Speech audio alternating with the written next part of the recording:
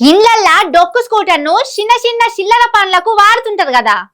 అంటే దూర ప్రయాణాలకు పోతే ఏ బస్సో కారో బయటికి తీస్తారు గాని బుడ్డ బుడ్డ పనులకు డొక్కు స్కూటర్నే తీసి అది రిపేర్ కు వచ్చి మూలకు పడేదాకా అట్లనే వాడుతుంటారు.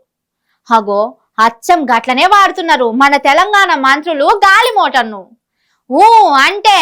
అంటే బండి తీసి బయటికి పోయొచ్చినట్టే చేస్తున్నారు. సీఎం రేవంత్ రెడ్డి చెప్పేదొకటి, మంత్రులు చేస్తున్నది ఇంకోటి అన్నట్టే నడుస్తున్నది తెలంగాణ సర్కారు. ఢిల్లీకి ఎప్పుడు పోయినా సాదా సీదా విమానమే ఎక్కుతా, నన్ను ఘోషణ రూపాయి లేదు, మా ప్రభుత్వం పైసలు దుబారా చేయదని ముఖ్యమంత్రి చెప్తుంటే, నీటిపారుదల మంత్రి ఉత్తమ్ కుమార్ రెడ్డి మాత్రం సర్కారు పైసలను నీళ్ల తీరుగా ఖర్చు పెడుతున్నాడు. హెలికాప్టర్ లేకుంటే అడుగు బయట పెట్టనన్నట్టే చేస్తున్నాడట.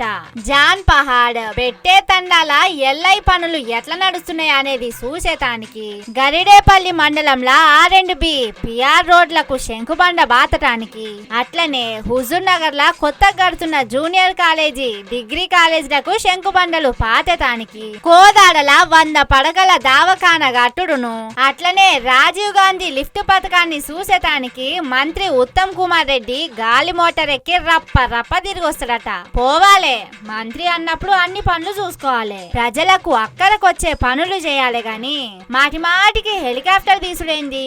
అదేమన్నా డొక్కు బండా? లేకుంటే రూపాయి 2 రూపాయల ఖర్చు అయ్యేదేనా?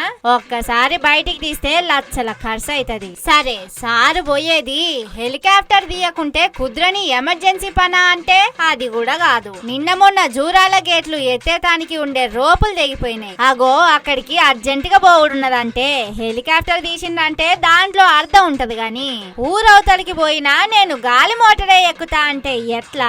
పైసలు లేవు అనే రాజీవ్ యువ వికాసం అనే పథకం ఆపిండనే ముచ్చట్లు వినబడుతున్నాయి. మరి అసొంటి కష్టకాలంలో ఇదేంది? ప్రజల కడుపులేమో ఎండాలే, మీ బొజ్జలేమో నిండాలనా? చెప్పేదొకటి చేసేది మరోటి అంటే ఎట్లా సార్లు? మీరు తిరుగుతున్న తిరుగుడు, ఎక్కుతున్న ఫ్లైట్లు, హెలికాప్టర్లను తెలంగాణ జనం బాగానే గమనిస్తున్నారు. జర పైలం పంచాయతీ ఎన్నికల్లా